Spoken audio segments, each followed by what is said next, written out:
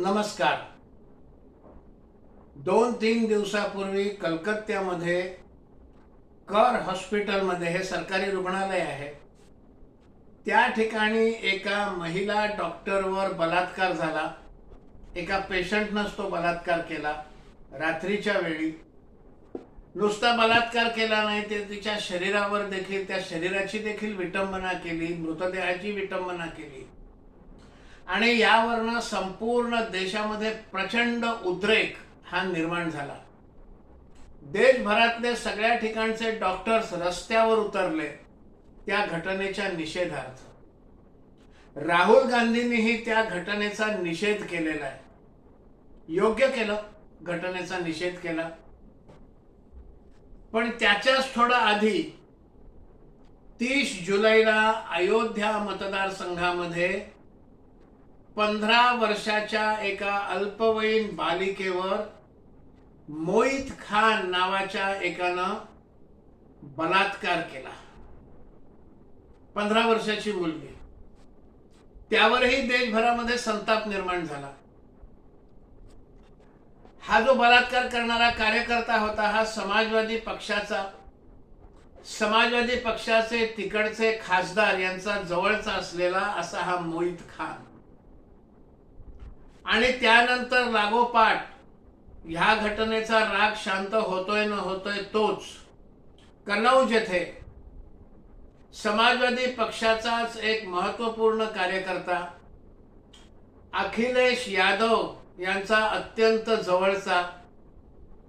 अखिलेश यादव हे मुख्यमंत्री असताना ज्यांना छोटे मुख्यमंत्री असं ओळखलं जायचं, असा नवाब सिंग यानं देखील 12 वर्षाच्या एका मुलीबरोबर तिचा विनयभंग केला. राहुल गांधींनी कलकत्त्याच्या घटनेचा निषेध केला, पण उत्तर प्रदेशच्या दोन्ही घटनांचा निषेध केला नाही. या दोन्ही घटनांमधले आरोपी हे समाजवादी पक्षाशी संबंधित आहेत, समाजवादी पक्षाचे कार्यकर्ते आहेत. हे जर समाजवादी पक्षाचे कार्यकर्ते नसते आणि आदित्यनाथ हे ज्या राज्याचे मुख्यमंत्री आहेत त्या राज्यात ही घटना घडली, केवढा गदारोळ केला असता. हाथरसची घटना आणि त्यावेळेला झालेला गदारोळ हा लक्षात आहे ना, हा सगळा याच मंडळींनी केला होता. पण उत्तर प्रदेशाच्या बाबतीत शांत राहिले आणि कलकत्त्याचा निषेध केला. त्याची कारण सुद्धा राजकीय आहेत. मागच्या लोकसभा निवडणुकीमध्ये ममता बॅनर्जींची तृणमूल काँग्रेस यूपीएची घटक असताना देखील त्यांनी काँग्रेससाठी जागा सोडल्या नाहीत.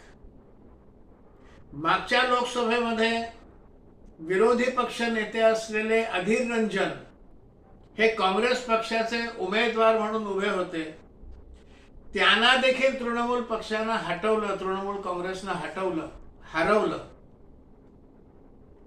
आणि काँग्रेसला तिथे काहीही स्थान नाही दिला. हा राग काँग्रेसच्या मंडळींच्या मनामध्ये, राहुल गांधींच्या मनामध्ये ममता बॅनर्जींबद्दल आहे.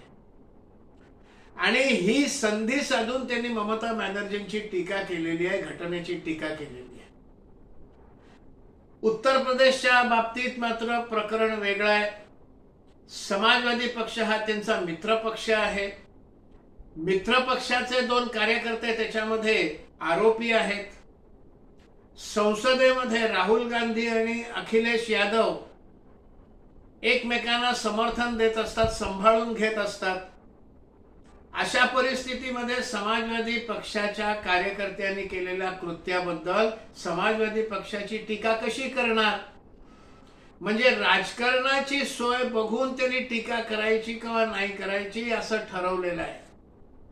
हे कितपत योग्य? दोन्हीकडच्या घटना घृणास्पद आहेत. दोन्हीकडे टीका व्हायला पाहिजे, पण एका ठिकाणी करतात, दुसऱ्याकडे करत नाही.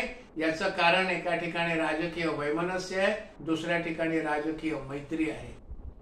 अशा घटनांमध्ये देखील राजकारण आणायचं आणि आपला दुटप्पीपणा उघडा करायचा हे राहुल गांधीच करू शकतात.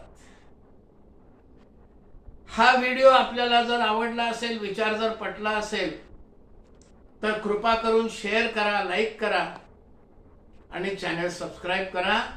धन्यवाद.